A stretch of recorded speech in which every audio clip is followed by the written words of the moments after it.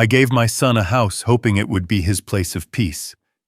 But the same day I handed him the keys, I saw a look in his wife's eyes that unsettled me. That smile, too polished, too knowing. I should have recognized it right then. The call came while I was sitting in the notary's office, the smell of old paper and burnt coffee thick in the air. I just finished signing the last document, the final step in gifting Daniel the new house in Stamford.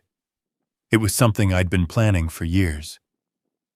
My phone buzzed, and I nearly dropped the pen. "Dad." Daniel's voice cracked, barely above a whisper. "Victoria says...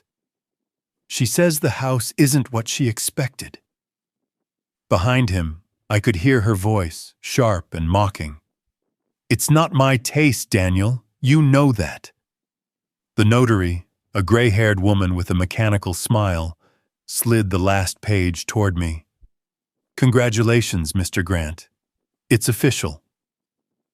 I nodded, though my mind was elsewhere. My fingers tightened around the pen until the plastic creaked. I scrawled my signature, each letter shaking slightly. I should have been happy. After all, this was the dream I'd promised my late wife I'd fulfill. 10 years ago, when she passed away, I made a vow. Our son would never want for anything. He was our only child, our quiet boy with a soft heart. I wanted to give him something lasting, something to build a life on, a home of his own. And now, after decades of running restaurants, after countless nights closing up kitchens and counting receipts until dawn, I'd done it. I'd sold half my chain, Grant's Table, to buy that 2-story modern house in Stamford. Big windows, a backyard garden, a kitchen I'd imagined Daniel and his wife cooking in together. But hearing Victoria's voice, her tone of disdain, made the whole thing feel hollow. "Dad, she's just stressed," Daniel said. "She didn't mean it." His voice trembled, and I pictured him standing in that empty kitchen, his hand running through his hair, trying to keep the peace the way he always did. I swallowed my frustration. "It's fine, son. You two settle in. I'll be there soon." I hung up and slipped the phone back into my pocket, but my thumb lingered on the screen. The keys sat on the desk in front of me, their silver metal engraved with his name, Daniel, gleaming under the fluorescent light. They felt heavy in my palm, like a promise and a warning all at once. Outside, the March air bit at my face as I stepped into the quiet street. The city felt muted, gray. I looked down at the keys again. Daniel deserved this. He'd been through so much after his mother died, moving from city to city with me, helping in the restaurants during college breaks, smiling through the long nights when I could barely stay awake behind the counter. He was a good kid. Too good. And Victoria Hayes, well, she'd always struck me as the kind of woman who smiled with calculation. The first time Daniel brought her to dinner, she'd spent more time scrolling through her phone than looking at him. But he'd loved her, so I kept my mouth shut. I got into my car and drove toward Stamford. The roads blurred past, wet from last night's rain. My thoughts ran faster than the wheels. When I arrived, Daniel was waiting in the driveway. His coat flapped in the wind, his expression a mix of pride and worry. "Dad," he said, pulling me into a hug. "You didn't have to come so soon." "Of course I did," I said, clapping his shoulder. "Had to see the new place." He smiled faintly. "Victoria's inside. She's, arranging things." "Good," I said, forcing a smile. "Let's see it." We walked toward the door, and I caught the faint scent of roses from the garden, Daniel's idea, I assumed. But inside the air was colder. Boxes lined the hallway. Laughter echoed from the kitchen. Not Daniel's. A higher, sharper laugh. "Margaret," a voice said, "the counters are too small. Honestly, who picked this place?" I froze. Margaret Hayes, Victoria's mother. I turned to Daniel. He looked pale. "They just came to help," he muttered. "Only for a few days." I nodded slowly, though something inside me twisted. In the kitchen, Victoria stood by the counter, arms crossed, her phone in one hand. Beside her, a tall woman with the same icy eyes stirred a cup of coffee. The moment they saw me, the air shifted. "Mr. Grant," Victoria said, smiling thinly. "Didn't expect you so soon." "I wanted to see my son's new home," I said, setting the keys on the counter. Her gaze flicked to them.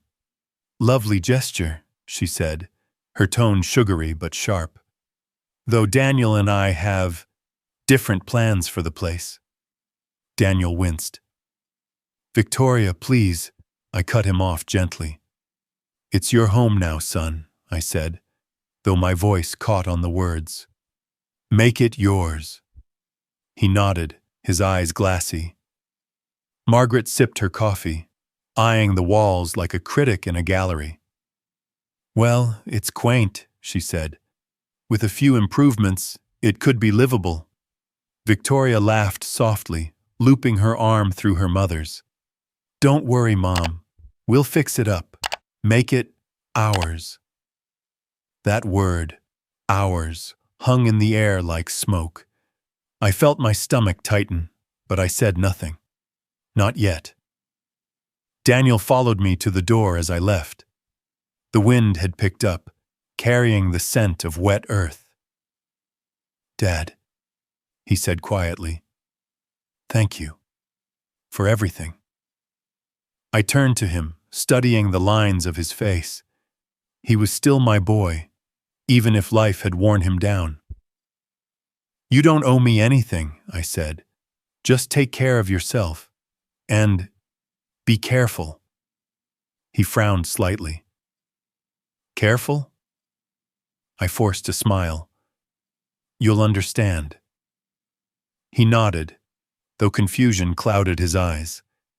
As I drove back to Greenwich, the images clung to me. Victoria's smirk, Margaret's disapproval, Daniel's forced smile. I tried to shake them off, but I couldn't. Later that evening, I sat in my cottage, the faint hum of the refrigerator filling the silence. I poured myself a cup of coffee, its bitterness grounding me. On the table sat an old photograph. Daniel, at 8 years old, standing beside me in one of our restaurants, flour dusting his shirt. He'd once told me, "Dad, I'll build you a house someday." I'd laughed then. "No, son, that's my job." Now I wasn't so sure if the house I gave him would be a gift or a curse. My phone buzzed again. A text from Daniel. "We're settling in, don't worry." I stared at it for a long time. The words felt forced, hollow. Outside, the wind rattled the windows. I set the cup down and leaned back. The photo of my wife smiling from the mantel. "I hope I did the right thing," I whispered. But deep down, I already knew. The storm had only just begun. The next morning, the phone rattled across my kitchen table. I'd barely slept. I stared at the screen until Daniel's name stopped vibrating. Then I called him back. He answered on the second ring. "Hey, Dad." Noise bled through behind him. Boxes sliding, a door thudding, a woman's voice carrying like a whistle. "You all moved in?" I asked. "We're working on it." A sharper voice cut through. "Daniel, the towels are still damp. Do I have to redo everything myself?" Margaret. I'd know that tone anywhere. "I'm on it," Daniel said, away from the phone. Then, back to me. Lower. It's fine. Is Victoria there? She's organizing. Another voice, lighter but edged. If organizing means fixing your mess, sure, Victoria said. A cupboard banged. And this kitchen is tiny. Who chose this place again? I could see it without seeing it. Daniel moving faster than he needed to, reaching for a dish he'd already dried, checking things twice because someone was watching. I'd trained 100 young cooks. That same nervous energy shows up right before a plate gets sent back. You don't have to do everything, I said. It's your house. Set the pace. He forced a laugh.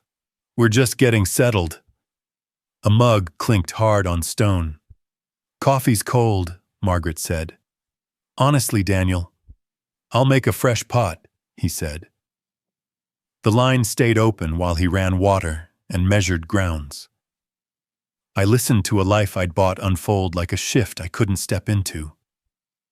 Footsteps, a chair scraping. Victoria again. And wipe the counters after. There are streaks. I almost told him to put the phone on speaker and leave it there. Let me hear all of it. Every cut. Instead, I said, call me later if you need anything. I'm good, Dad. He wasn't, but I let him hang up. I stood alone in my cottage with a cup I didn't want. The air smelled like yesterday's coffee. I took a sip anyway, bitter and thin. I set the mug down and stared at my hands. Those hands had spent 3 decades holding knives, lifting stock pots, counting cash drawers at 3 a.m. They shook now, and there wasn't a thing in front of me to fix with them. An hour crawled by. I tried to review vendor contracts, then closed the laptop. I called Daniel again. He answered breathless. Can I call you back? What's going on? It's just, Mom, Margaret, likes things a specific way. From the background, it's Mrs. Hayes to you when you can't meet basic standards. I heard a spoon hit tile, the clean ring of steel on floor. Daniel whispered something I couldn't catch. Daniel, I said, steady, step out on the porch for a minute. He didn't answer. Margaret's heels clicked closer. Pick that up, and don't scratch the floor. The line died. I walked to the window and watched the street sit quietly, the way streets do when your head isn't. I'd given that house to my son to keep him safe. I imagined him carrying a tray he didn't need to carry, nodding at orders he didn't deserve, shrinking so 2 women could feel tall. The phone buzzed again on the table. A text from Daniel. It's fine, Dad. Don't come over. It'll make it worse. I typed, erased, typed again. Text me if you need me. I sent it and stood there listening to the old clock on the mantel. Every second sounded loud. By noon, I couldn't pretend to work. I drove to Stamford and parked 2 blocks away, sat behind the wheel, and watched the place from the corner. The blinds were open on the front windows. I could see movement, shapes crossing, arms lifting, boxes coming in while others went out. At one point, a stack of framed prints leaned against the wall. Daniel had chosen those. I'd seen him carry them to the car last week, grinning, talking about how the blue would pull the light in the living room. Now Victoria moved them aside with 2 fingers like they were in her way. I didn't go up. I sat there and watched my son's shoulders round as he hauled a box up the stairs while Margaret pointed to the landing like a foreman. He stopped once, hand on the banister, and looked toward the front door, like he could feel the air from the street. Then he lifted the box and kept going. I drove back to Greenwich and waited for the sun to slide off the windows. Around 6, the phone rang. "Dad?" Daniel's voice was thin. "Do you have a minute?" "Always." There was a shuffle, then a door closing. "I'm in the bathroom," he said. "They're arguing about the curtains." "What are they saying?" "That they're depressing and cheap. Margaret says they'll swap them out. She brought a few options." "In my house," I said before I could stop myself. "In the house, duh," he corrected softly. "Look, it's just easier to let them make choices right now. We're moving fast. You don't have to defend them." "I'm not, He blew out a breath. "I don't want to fight tonight." Behind him, muffled but clear, Victoria's voice. "Daniel, what are you doing? We still need the guest room made up." He covered the phone. When he came back, he sounded smaller. "I have to go." "Eat something," I said. "Sit down when you do." He gave a quick laugh that wasn't a laugh. "Sure." "Daniel, I'm fine," he said, and the line went dead again. I set my phone face down. The cottage felt too quiet. I walked to the shelf where the old photos lived. One of them caught me. Daniel at 9, asleep in a booth at my first place. A cone of light from the kitchen pass warming his hair. He'd come with me that night because the closing manager had called in sick. He'd folded napkins until midnight and then passed out beside a stack of menus. I'd carried him to the car, his head heavy on my shoulder. He'd felt safe then. Small and safe, like a kid is supposed to feel when his father is near. By 8, the phone rang again. He didn't say hello. "They had me remake the bed 3 times, he said, a half choke in his throat. "Hospital corners." I kept my voice even. "You're not the staff." "I know." Silence stretched. He filled it. "They said the plates you sent are too plain." "They're white plates." "Yeah." I heard a laugh that wasn't his, Victoria's. "Daniel, quit hiding. Mom wants tea." He lowered his voice. "Dad, I need to call you tomorrow." Before I could answer, the call ended. I stood still for a long time, then got my coat. I drove without thinking and ended up outside the house again. Lights on in the kitchen, shadows moving. I walked to the sidewalk and stopped. A car slowed. Mrs. Whitmore from across the street looked at me through the windshield, recognition passing across her face. She rolled down the window. "You must be Daniel's father," she said. "I'm Marianne Whitmore. We've waved a couple times." I nodded. "Alexander, sorry to be standing in front of your house." "Stand all you like." She glanced toward the lit windows. "It's been busy over there." "That obvious?" She pursed her lips. "Loud, let's say. Your son is polite. The others have opinions." "Thank you," I said. "If you need anything," she added, "we're across the street."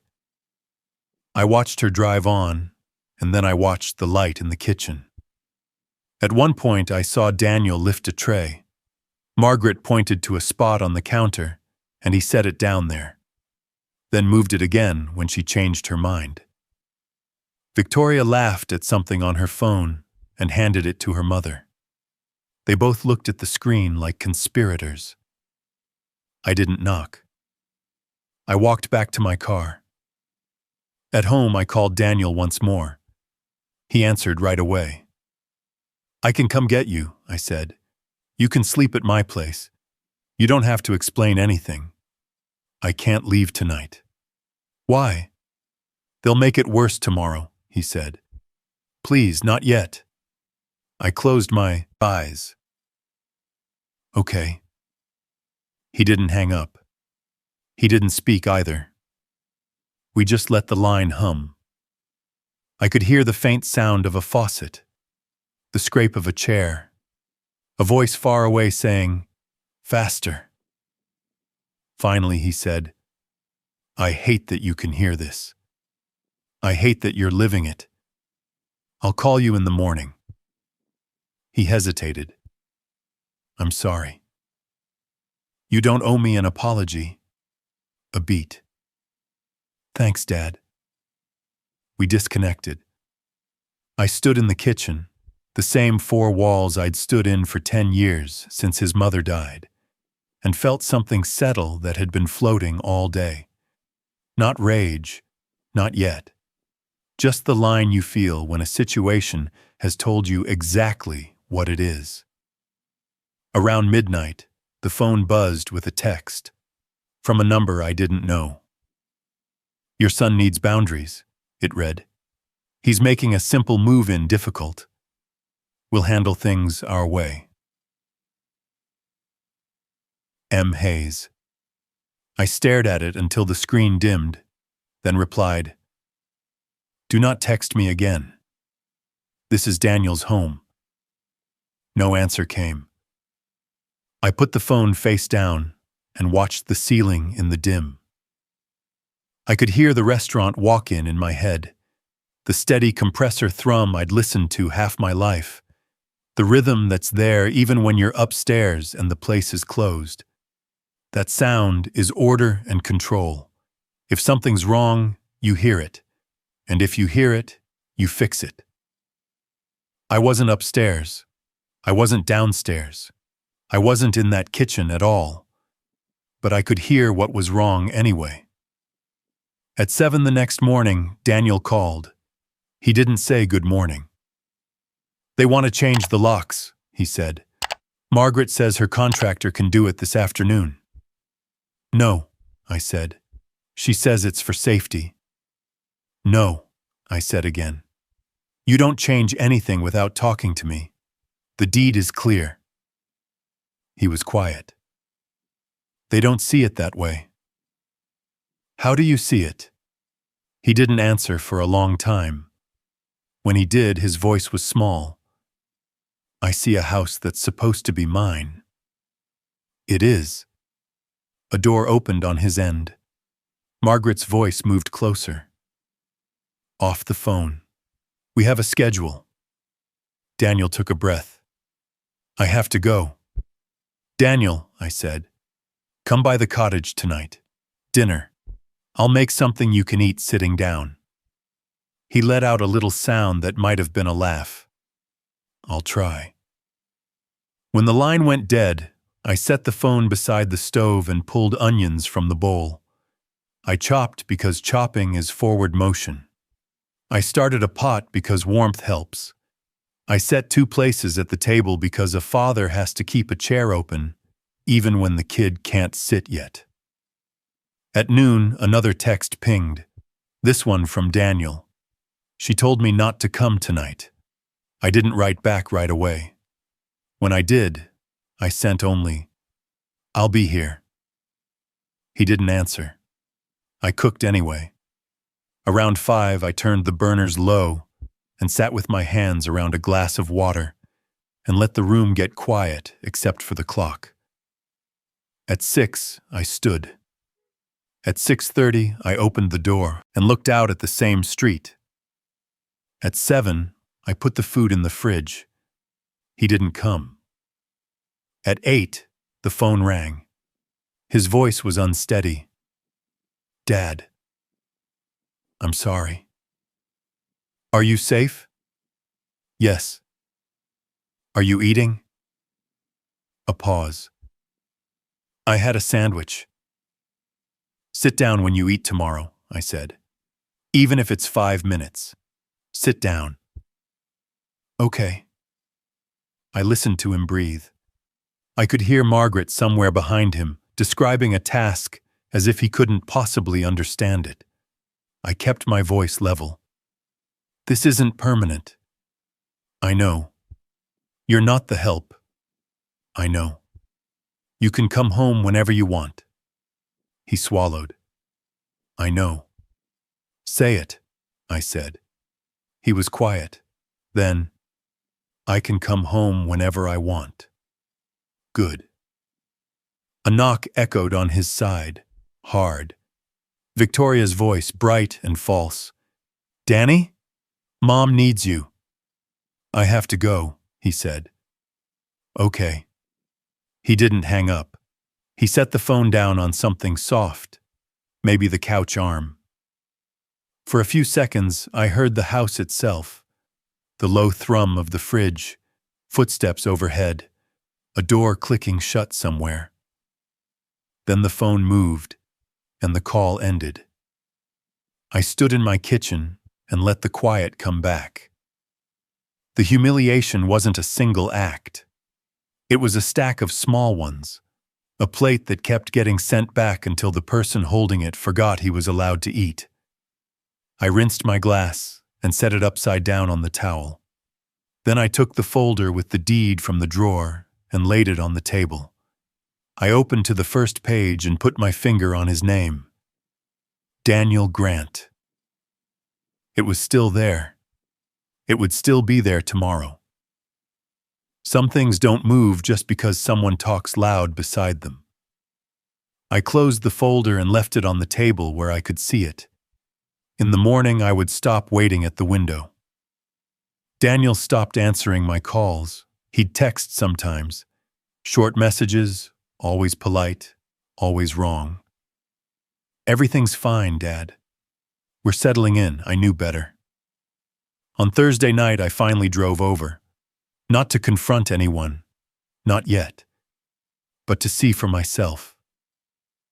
The neighborhood was quiet, except for the sound of laughter drifting from my son's house. It wasn't his laughter. Through the large living room window, I saw Victoria's family, her mother, Margaret, seated like a queen in her robe, and Victoria standing behind her, glass of wine in hand. Daniel was moving around the kitchen in silence. He wasn't sitting with them. He was serving them. The sight twisted something inside me. He carried a tray into the living room. Coffee, maybe tea, and Margaret waved him off with a flick of her wrist. Careful, I heard her say through the open window. Don't spill it on the rug. It's imported. Imported? From what? Hell. I watched as he nodded, quiet, obedient. Then Victoria laughed again. Honestly, Mom, men don't have the same eye for detail. I told him to wipe down the counters, but look, she pointed, mocking, proud. Streaks everywhere. Margaret sipped her drink. You'll train him, she said. The trick is not to make it optional. Daniel smiled weakly. It wasn't real. I stood there until I couldn't anymore. My hands were shaking. I walked back to the car and drove away, every light on the road blurring through anger. When I got home, I sat in the dark for a long time.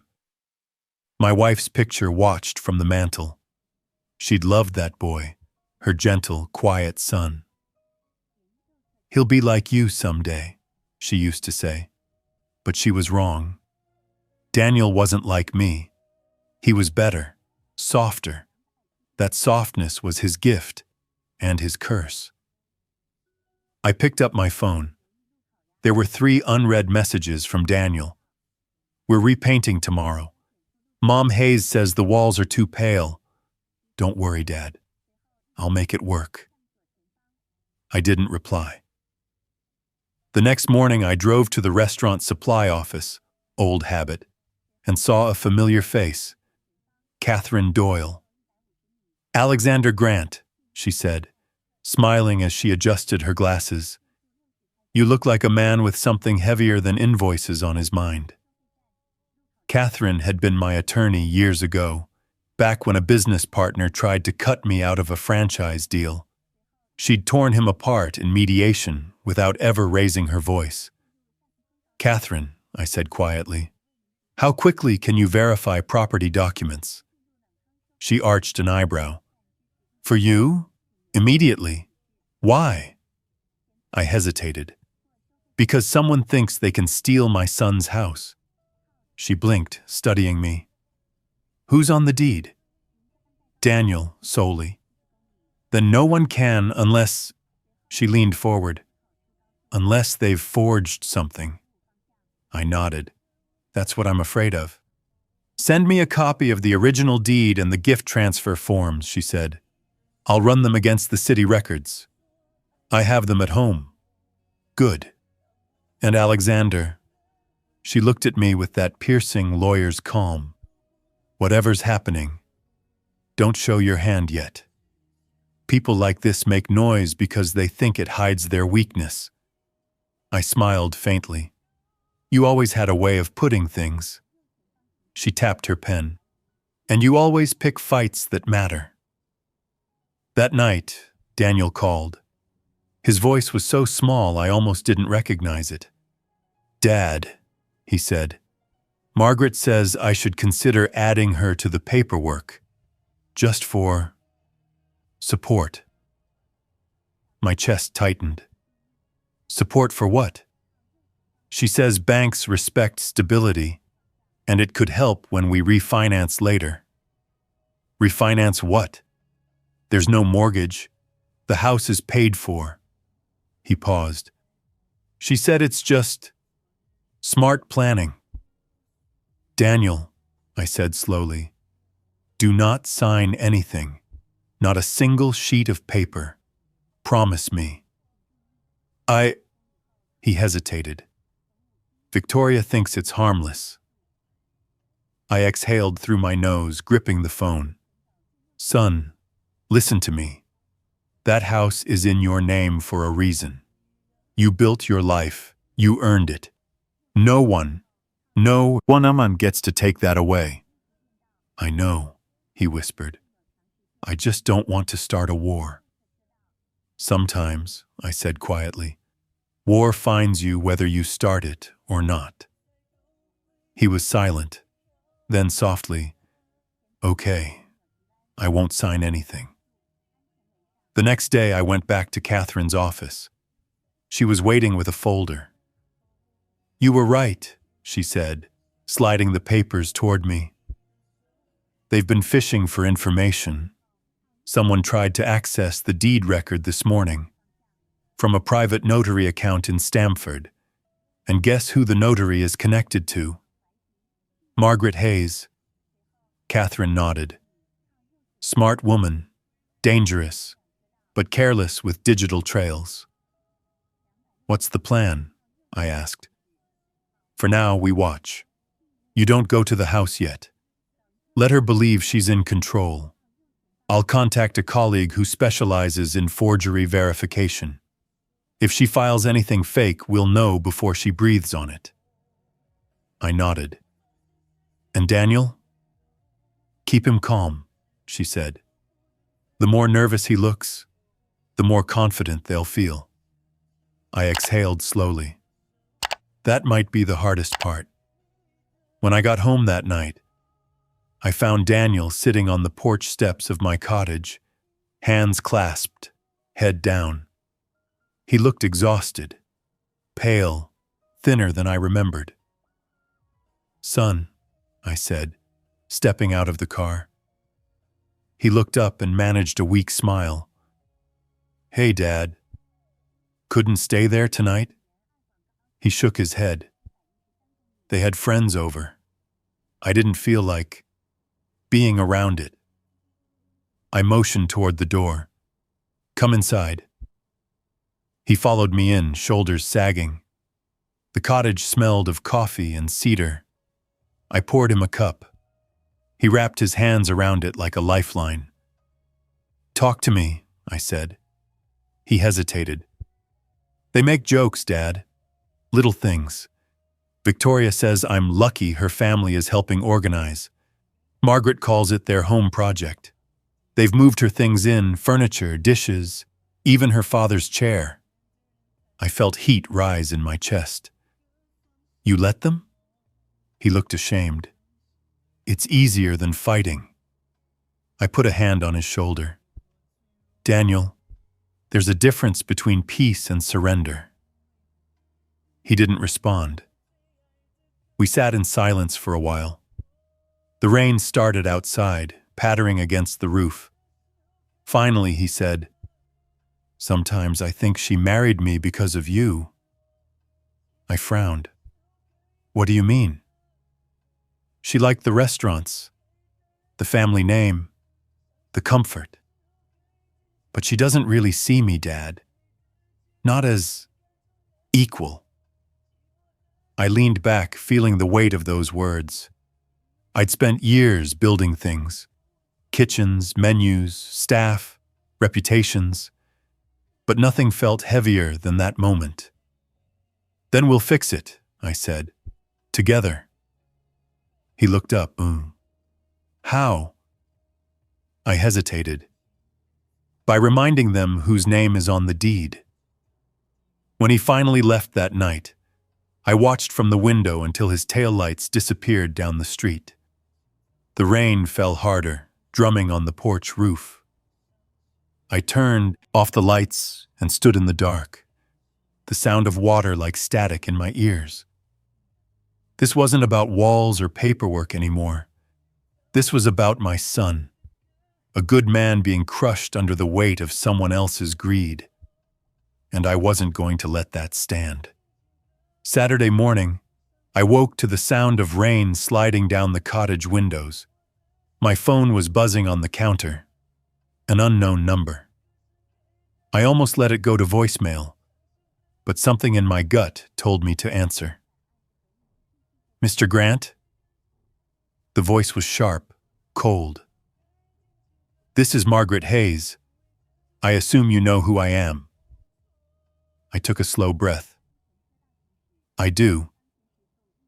I wanted to let you know that Daniel has been under strain. The house has been chaotic, and frankly, your involvement isn't helping." "My involvement?" I said, the words calm but clipped. "I gave my son that home." "Yes," she replied. "A generous gesture, I suppose. But it's confusing him. He needs to learn independence, and that means not running to Daddy every time life gets hard." Her tone was a knife wrapped in silk. "Mrs. Hayes," I said, "independence doesn't mean surrendering your dignity." She gave a small laugh. "Dignity? Oh, Mr. Grant, don't be dramatic. This is family. We're all adjusting." "By changing locks?" I asked quietly. There was silence on the line, just long enough to confirm I'd hit a nerve. Then her voice turned sharp. "You're misinformed. Good day, Mr. Grant."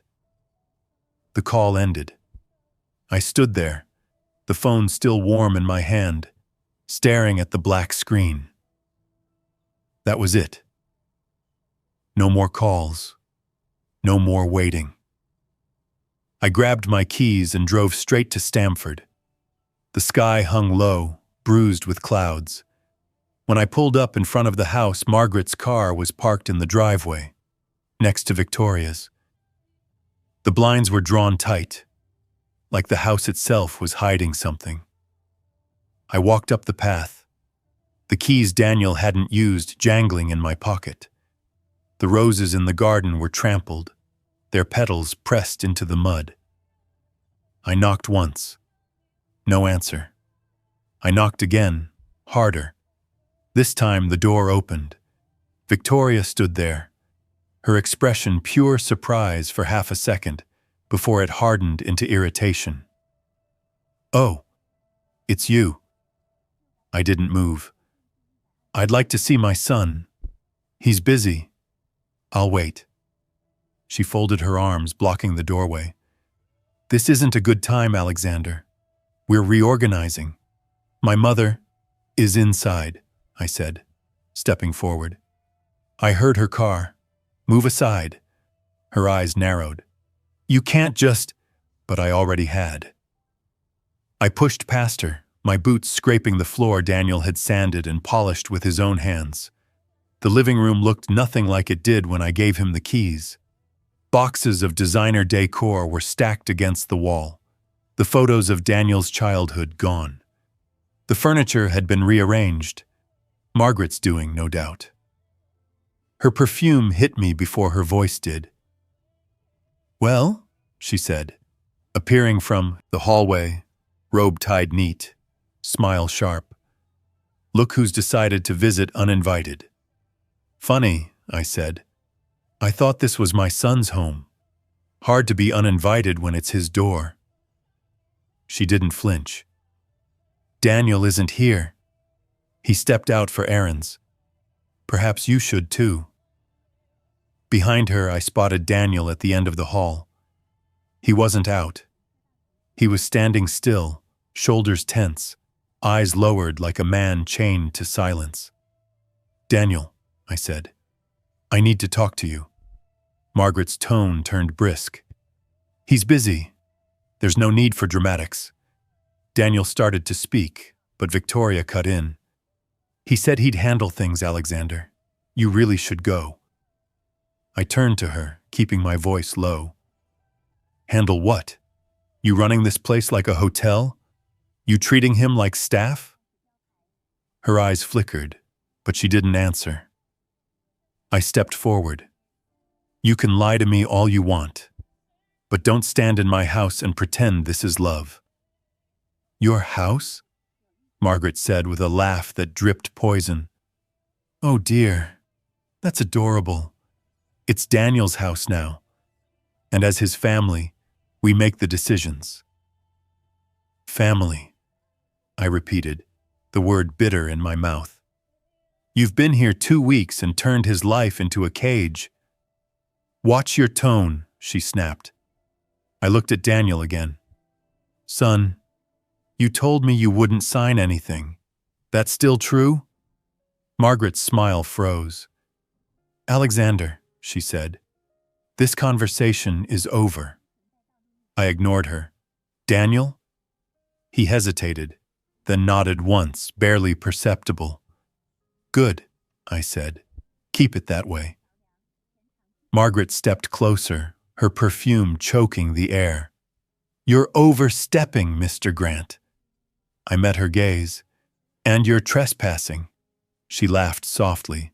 "Is that so? Then perhaps you should look at this." From the table, she picked up a folder and tossed it onto the counter. I caught sight of printed documents, official-looking, embossed, even stapled. "Transfer of ownership," she said. "Signed, witnessed, filed." Daniel froze. "What?" he whispered. Victoria crossed her arms. "You gave him the house, didn't you?" "Well, he gave it to us. That's how family works." I reached for the folder. "Let me see that." Margaret's hand shot out, pressing down on it. "Don't bother. It's all legal." "Funny," I said. "I just spoke with a lawyer who says otherwise." Her expression faltered. "What lawyer?" "Catherine Doyle," I said, letting the name hang between us. "Maybe you've heard of her." Victoria's lips twitched. "Catherine who?" "She's very good at spotting forged signatures," I said, "and very quick at calling judges." The color drained slightly from Margaret's face, though she hid it with another laugh. "You're bluffing." "Am I?" I said. "Try filing those papers. See how far you get." Daniel looked between us, his voice small. "Mom?" "What did you do?" Margaret turned on him, eyes flashing. "What I did? I saved you from incompetence. Do you really think you can manage a property like this on your own? You can barely manage your life." He took a step back, stunned. "Enough," I said. She rounded on me. "You don't get to lecture me, old man. You bought him this house because you wanted control. You can't stand that he doesn't need you anymore." I stared at her, my voice cold. If I wanted control, I wouldn't have put his name on the deed. The silence stretched. I turned to Daniel. Get your coat. Victoria stepped between us. He's not going anywhere. He is, I said, moving past her. Now. Margaret's voice cracked like a whip. If he leaves, we'll take this to court. I paused at the door and looked back at her. Do that, I said, and watch how fast your lies crumble. Daniel hesitated one more time, then followed me out. The rain hit our faces the second we stepped onto the porch. He looked lost. Dad, Not now, I said softly. Just get in the car. He obeyed. Inside, I sat behind the wheel, hands gripping the steering tight enough to make the leather creak. Daniel stared out the window as the house receded behind us. Dad, he said after a long minute. What have I done? I glanced at him. You trusted the wrong people, but we're going to fix it. His jaw trembled. She'll come after us. She already has, Ashan, I said. Now it's our turn. When we got back to the cottage, I poured him a glass of water. He sat on the couch, staring at the floor, drenched and shaking. I thought giving them what they wanted would make things easier, he said quietly. But it just made it worse. It always does, I said. You can't negotiate with people who see kindness as weakness. He looked up, eyes red. What do we do now? I reached for my phone. We fight smart. Catherine's handling the legal side. But we'll need proof, something to expose what they've been doing. Proof? He repeated. Yes. I set the phone down, looking him straight in the eye. You said they had friends over all the time. Cameras, visitors. Someone there must have seen something. We'll start there. He nodded slowly. Okay. And Daniel? Yeah? Next time she talks to you like that, I said, my voice steady. Remember, you're a grant. You're not their servant. His eyes filled with tears. Thanks, Dad. I squeezed his shoulder. You don't have to thank me. You just have to stand up. Outside, thunder rolled across the sky.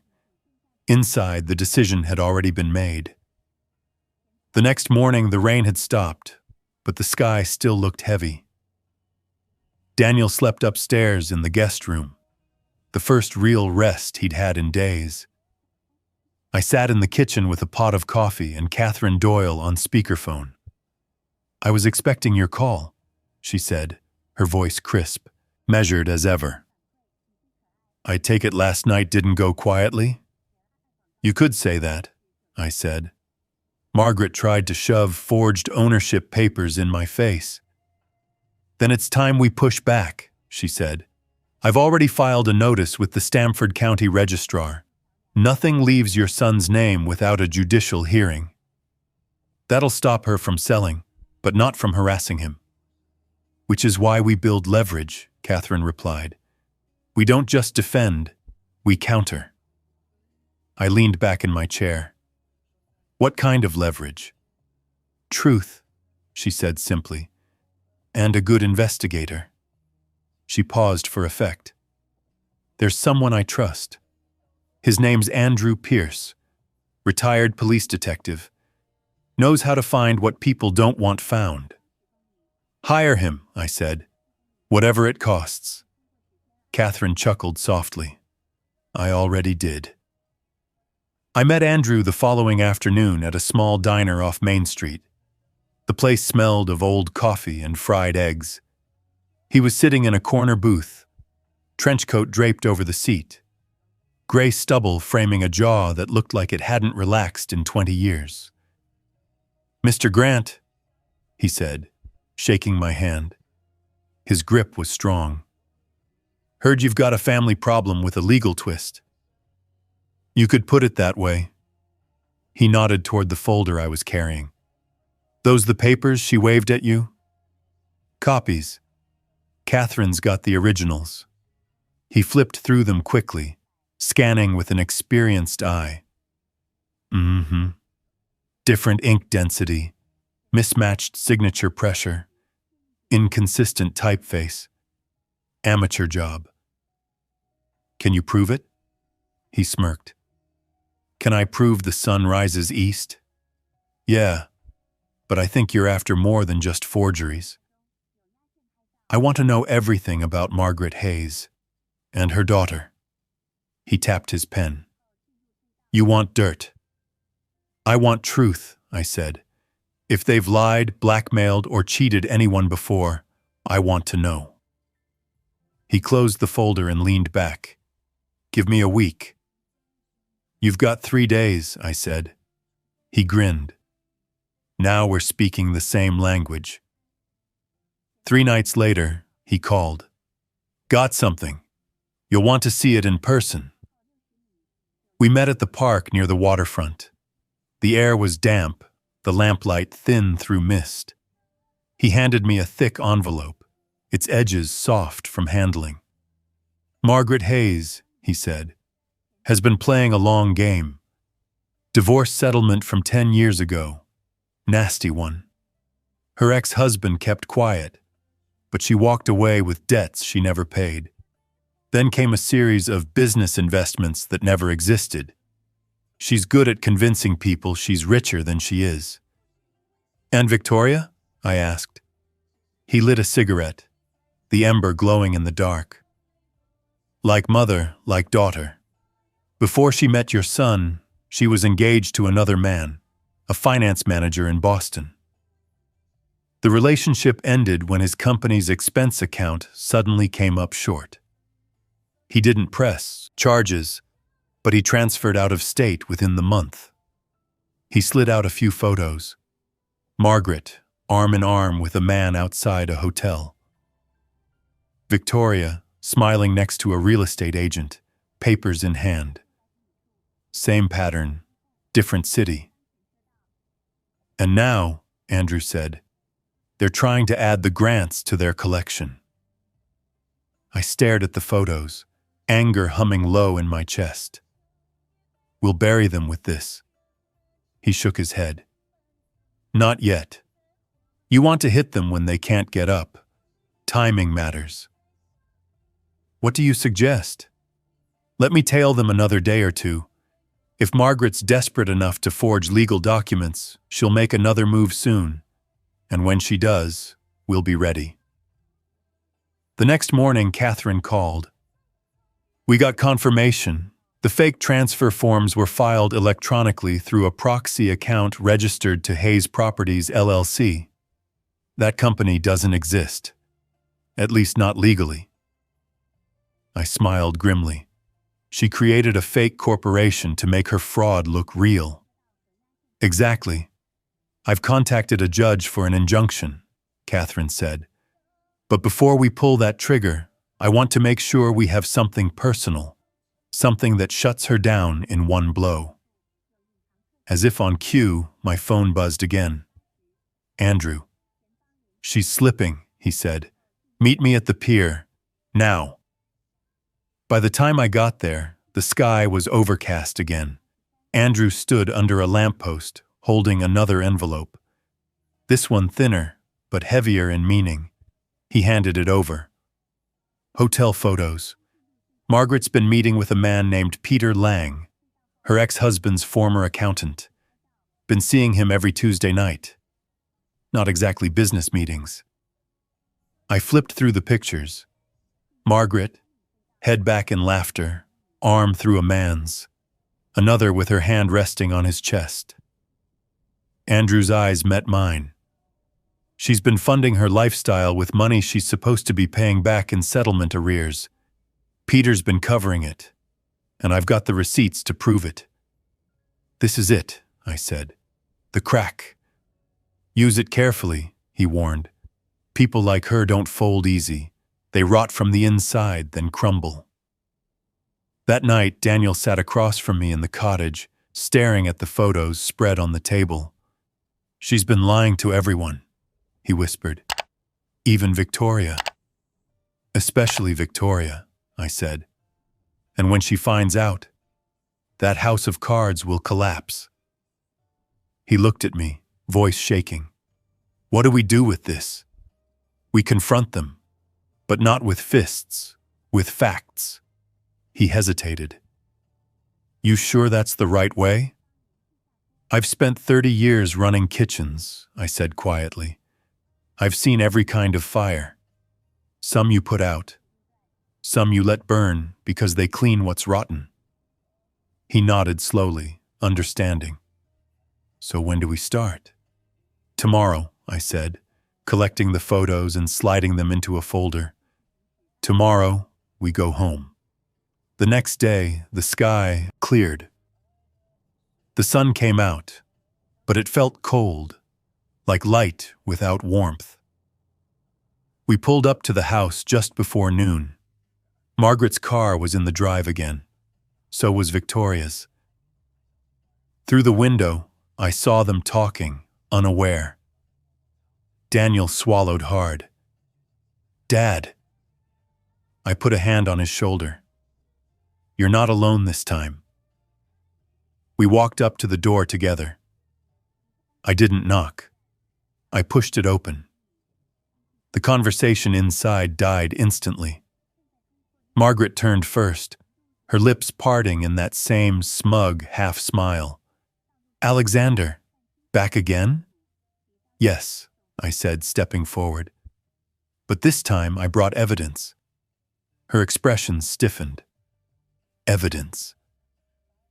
I dropped the envelope on the table. "I know about Peter Lang, the debts, the fraud, the company that doesn't exist." For the first time since I'd met her, Margaret Hayes went pale. Victoria blinked. "Mom, what's he talking about?" "Nothing," Margaret snapped. "This is nonsense." "Then open the envelope," I said.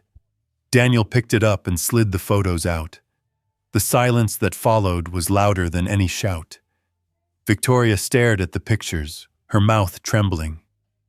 "You told me you were helping Daniel," she whispered. "You said you were protecting us." Margaret's voice cracked. "I did it for you." "No," I said. "You did it for yourself." Victoria's face hardened. "You used me." The air felt electric. One wrong word could shatter everything. Margaret turned to me, eyes blazing. "You think this changes anything? You can't prove—" I pulled another document from my coat pocket. "Court injunction. Signed this morning. You file one more piece of false paperwork, and you'll be facing criminal charges for fraud and document forgery." She stared at it, her confidence unraveling by the second. "You played a dangerous game," I said quietly. "But it's over now." Victoria stood up, shaking. "Get out, Mom. Get out of my house." "It's not—" Margaret stopped herself. "Victoria, don't do this." But it was too late. Daniel stepped forward, his voice steady for the first time in weeks. "You heard her. Leave." Margaret's jaw tightened, but she saw the truth in their faces. There was no one left to manipulate. She turned to me, her voice low, bitter. "You think you've won, Alexander? You've just made an enemy." I didn't flinch. "I don't make enemies, Margaret. I expose them." She glared for a heartbeat longer, then grabbed her purse and stormed out, the door slamming behind her. Victoria sank into a chair, her hands covering her face. Daniel stood frozen, breathing hard. Then he turned to me. "Is it over?" "Not yet," I said, watching the window where Margaret's car disappeared down the street. "But it will be soon." Catherine filed the motion first thing Monday. By noon, we had a hearing set for Wednesday morning. She told me to keep Daniel close, keep everything quiet, and not to respond to any calls from Margaret. We didn't hear from Margaret. We heard from her lawyer. The call came to Catherine's office line. She put it on speaker so I could listen. "This is Robert Kellogg, counsel for Ms. Hayes," the voice said. Smooth, practiced. "Your client is pressing false allegations. We intend to countersue for defamation." Catherine didn't blink. "File whatever you like.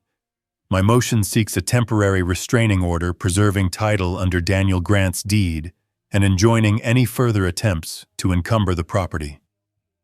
"You're grandstanding. I'm giving you a chance to withdraw the forged filings before a judge orders sanctions," she said. "Take it or don't." Silence. Then a clipped, "We'll see you in court." When the line clicked dead, Catherine looked at me. "They're nervous." I nodded. "Good." That afternoon, Andrew sent a text. She met Peter again. Same hotel. 6:40 p.m. "I have video." Catherine's reply came 2 minutes later. "Keep it. We'll use it only if they lie under oath." Daniel slept at the cottage again. He ate slowly at the table, ribs still tight, eyes fixed on a spot beyond the wall.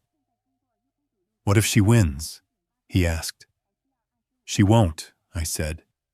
He searched my face for doubt. "How do you know?" "Because when people who live on lies are forced to speak on record, they either tell the truth or implode." He nodded, not convinced, but steadier. Wednesday came fast. We walked into Stamford Superior Court together. The hallway smelled like paper and old carpet. People spoke in hushed tones, the way they do in places where words can turn into orders. Inside the courtroom, Margaret sat at counsel table next to a man in an expensive suit. Kellogg. Victoria was there too, a row behind, eyes fixed on the floor. She didn't look at us when we entered. Andrew took a seat near the back. Mrs. Whitmore slipped in and sat quietly at the far end of the bench.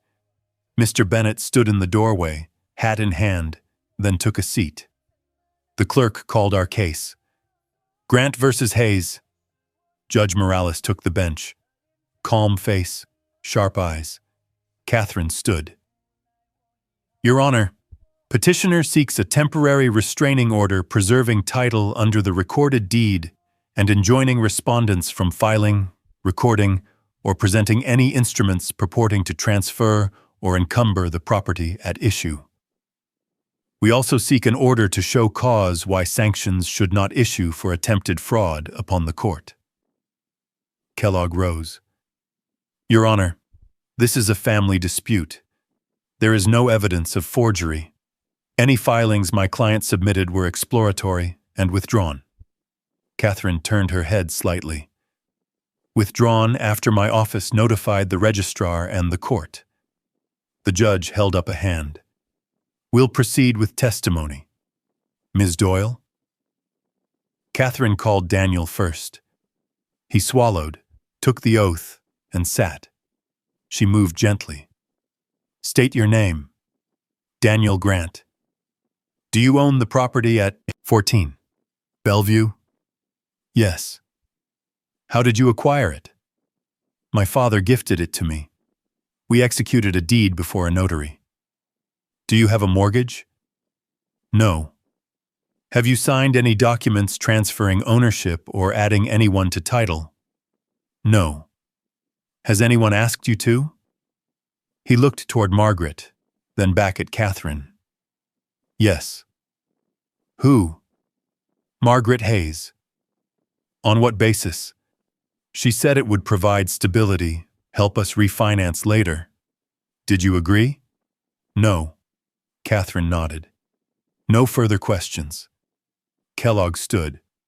"Mr. Grant, isn't it true that you are under significant stress and may not recall every document you signed during the move-in process?" Daniel kept his eyes steady. I didn't sign anything transferring my house. Did you sign any forms at all? Package deliveries. A service appointment. Nothing with the county. You're sure? Yes. Kellogg paused, then changed angles. Isn't it true your wife, Victoria Hayes, has been managing the household? Catherine rose. Objection. Relevance. Sustained, the judge said.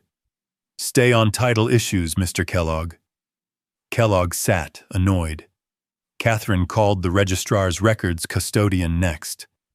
The custodian authenticated the deed in Daniel's name, the timestamp, and the absence of any recorded transfer. Catherine moved through it cleanly. Then she called Andrew. He stated his name, background, 20 years with Stamford PD, retired detective, licensed investigator. Mr. Pierce, Catherine said, did you review copies of documents purportedly transferring title from Daniel Grant to Margaret Hayes, or to any entity she controls? Yes. In your professional opinion? They're not authentic. Mismatched signature pressure, inconsistent ink saturation.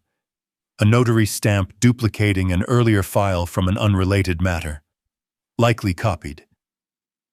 Kellogg sprang up. Objection. He's not a forensic document examiner. Catherine didn't flinch. I'm offering his testimony to explain investigative steps. The court can draw its own conclusions. The primary evidence remains the registry's own records. Judge Morales nodded. I'll allow limited testimony. Proceed. Catherine held up a single page. Mr. Pierce, did you also observe any pattern of financial conduct relevant to motive? Yes. What did you find? Ms. Hayes has outstanding settlement arrears from a prior divorce. She's been receiving funds from an individual named Peter Lang. There are hotel meetings recurring Tuesday evenings. I obtained receipts linked to a card in Mr. Lang's name showing payments covering Ms. Hayes' overdue balances. Do you have those receipts? I do. Catherine handed them to the clerk. She didn't look at Margaret. She didn't need to. No further questions, Catherine said. Kellogg stood, walked to the witness, and tried a narrow lane. Mr. Pierce, you did not witness my client fill out any documents, did you? No. You did not see her file anything with the county? No. You followed her to a hotel and drew your own inferences. I followed the money, Andrew said. It usually tells the truth. Kellogg's jaw tightened. Nothing further. Catherine rested and sat. The judge turned to Kellogg. Your witness? Kellogg called Margaret. She walked to the stand with the same poise she wore like a coat. She took the oath and sat, chin up. Ms. Hayes, Kellogg said, voice soft. Did you ever attempt to steal your son-in-law's house? No, she said steady. I advised him. He's young. I was trying to help. Did you file any document to change the title? I made inquiries, she said. Exploratory. That's not a crime. Did you forge anything? No. He gave a sad little smile, then sat. Catherine stood slowly. Ms. Hayes, do you know a man named Peter Lang? Margaret's eyes flickered. No. Catherine held up a photograph. This is you and Mr. Lang outside the Willoughby Hotel last Tuesday, correct? Margaret stared at the photo. That's taken out of context. Right, Catherine said. Is the context that Mr. Lang has been paying overdue balances tied to your divorce settlement? Receipts are in evidence. Margaret's jaw flexed. I don't see how that's relevant. It's relevant to motive, Catherine said. You needed money. You targeted an asset. You attempted to create a paper trail to justify control. That's outrageous. Did you ever tell Mr. Grant that adding your name to title would make things easier with lenders? I gave general advice. Advice, Catherine repeated. Did you ever hold in your possession any document that purported to transfer title from Daniel Grant to you or to any entity you control? Margaret hesitated. I examined drafts. Drafts you prepared? No. Drafts you obtained from a notary with a proxy account? Catherine asked. The same account used to ping the registrar the morning my office filed notice? Margaret squared her shoulders. I did nothing illegal. Catherine didn't raise her voice. You understand you're under oath. Silence. No further questions, Catherine said, and sat. Judge Morales leaned forward. I have questions for counsel. Mr. Kellogg, why would your client need exploratory title documents for a property she neither owns nor finances? Kellogg exhaled through his nose. Your Honor, families plan. They consider options. My client was simply, enough, the judge said. She turned to Catherine. Ms. Doyle, proposed order. Catherine stood. TRO preserving title, enjoining respondents from filing, presenting, or recording any instrument affecting title. Prohibiting harassment or interference with petitioners' possession, and setting a show-cause hearing on sanctions for attempted fraud. Kellogg tried once more. Your Honor, Judge Morales raised a hand. I've heard enough. She looked at Daniel. Mr. Grant, you remain the sole owner of the property. You may determine who resides there. If anyone refuses to leave when asked, call the police with this order in hand. She signed and slid the order to the clerk. As for the attempted filings, I'm setting a hearing on sanctions. Ms. Hayes is ordered to preserve all devices and accounts used in connection with property-related filings. Any spoliation will be addressed severely. The gavel fell. Order granted. Catherine thanked the court. I didn't move until I saw Daniel's shoulders drop, the first real breath he'd taken in weeks.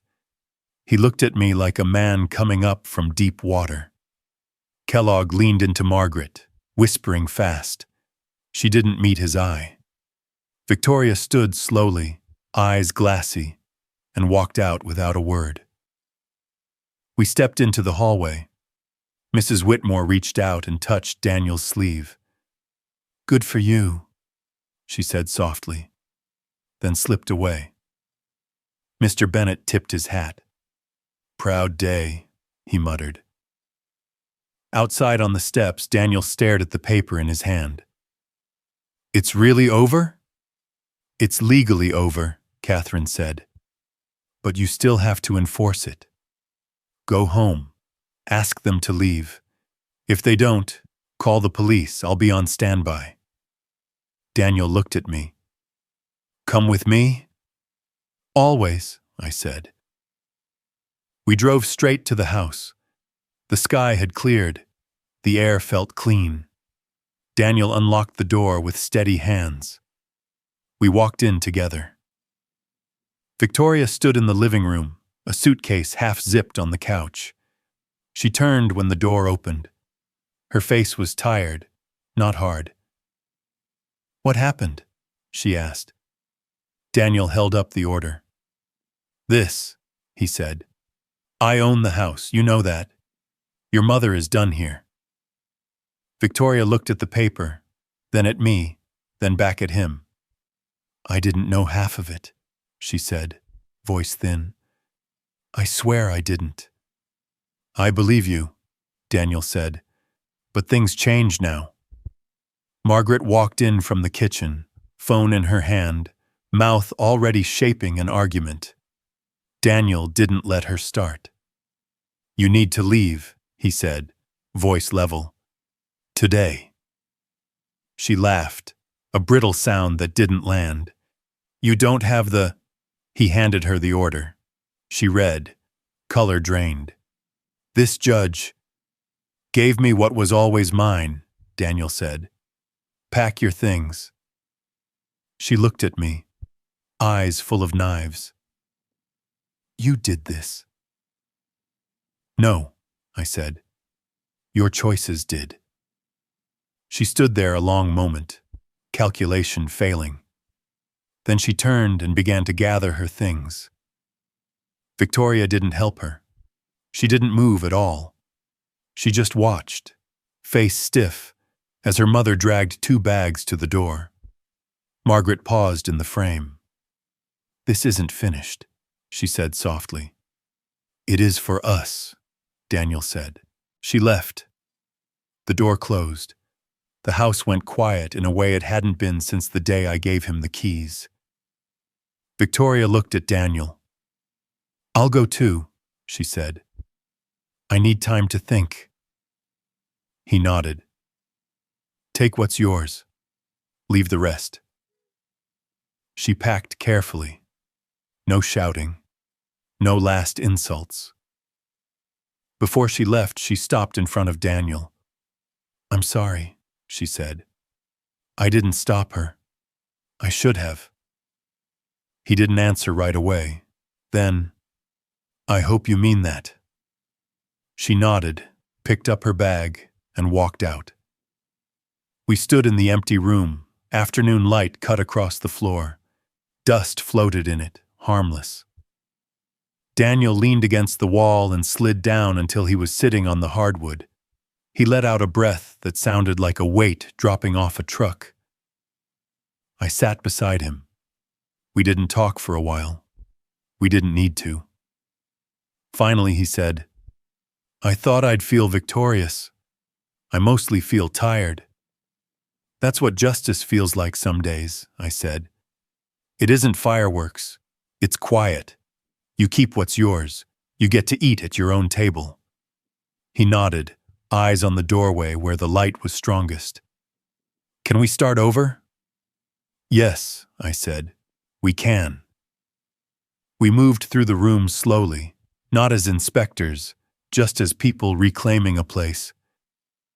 He picked up a frame that had been turned face down and set it upright. It was his graduation photo.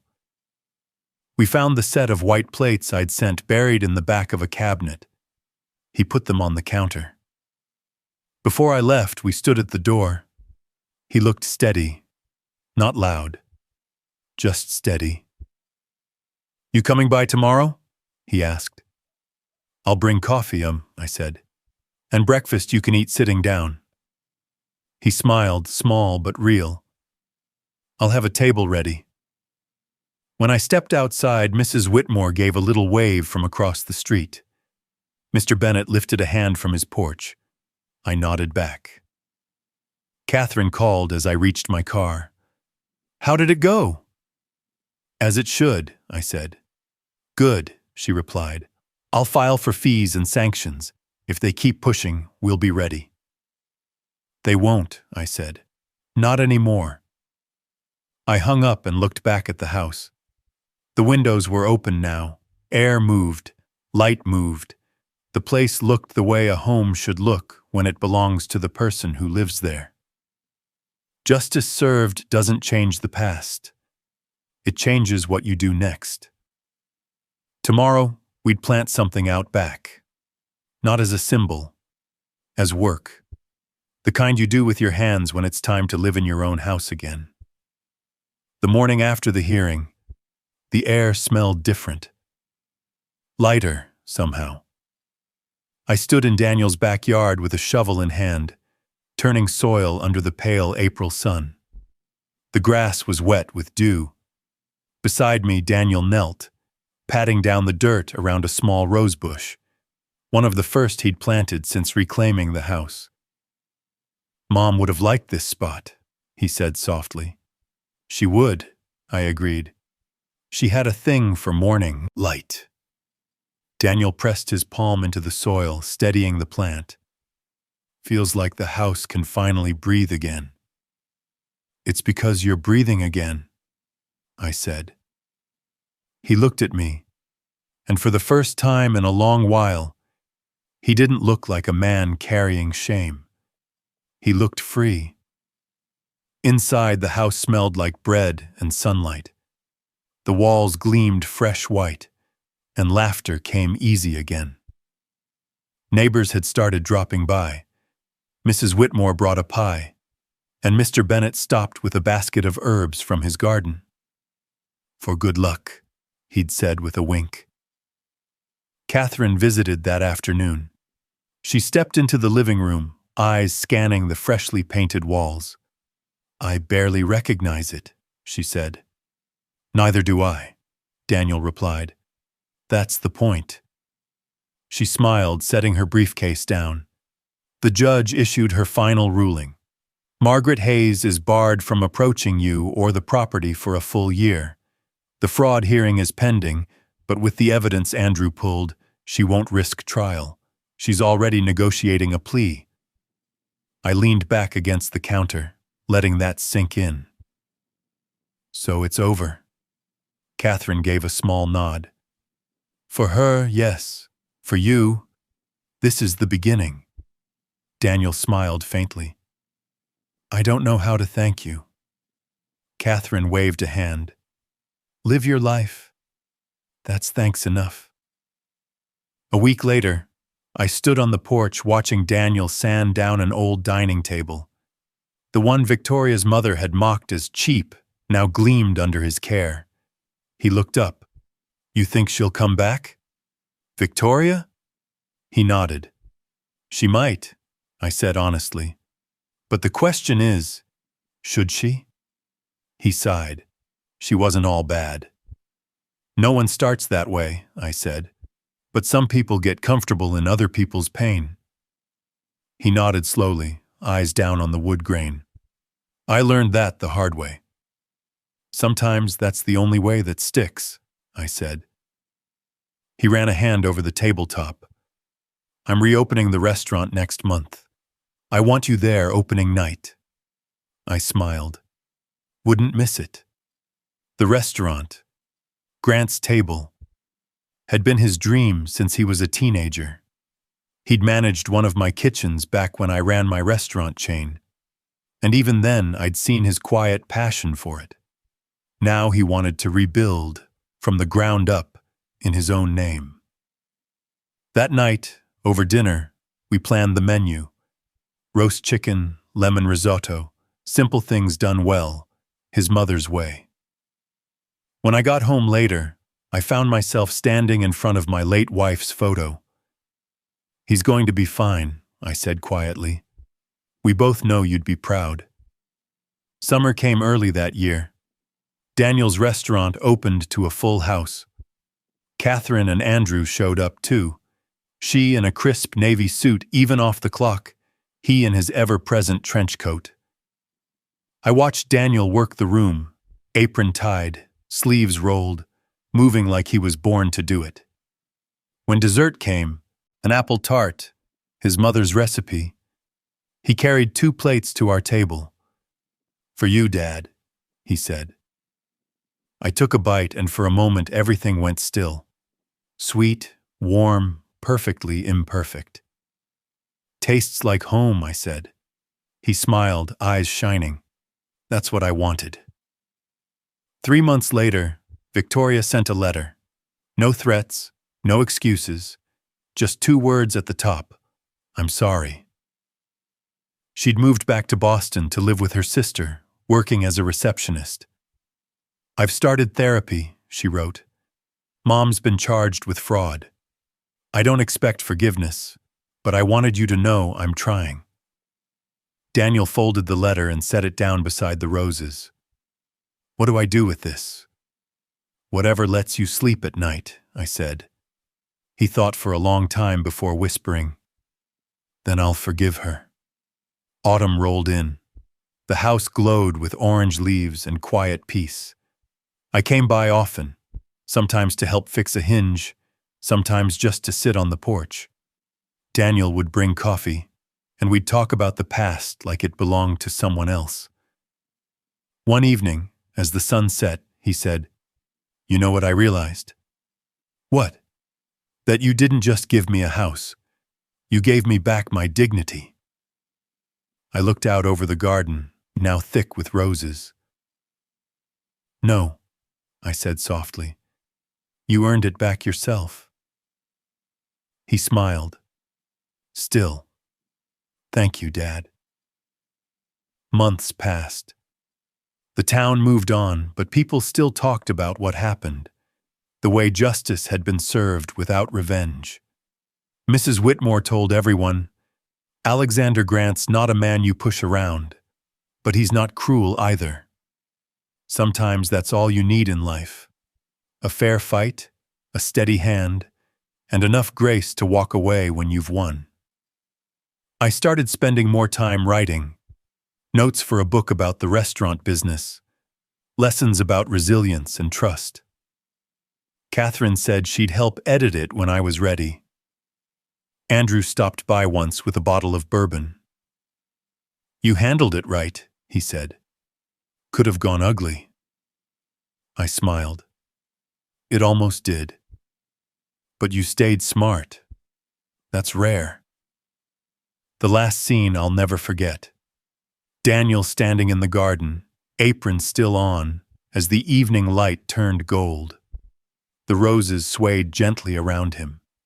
He looked at me and said, "I think I finally understand what Mom meant when she said a home isn't made of walls. It's made of peace." I nodded, too full to speak. He added, "And you were right. Justice isn't loud. It's quiet. Like this." We stood there as the sky burned orange, the scent of roses and fresh soil filling the air. The house behind us was no longer a battlefield. It was alive again.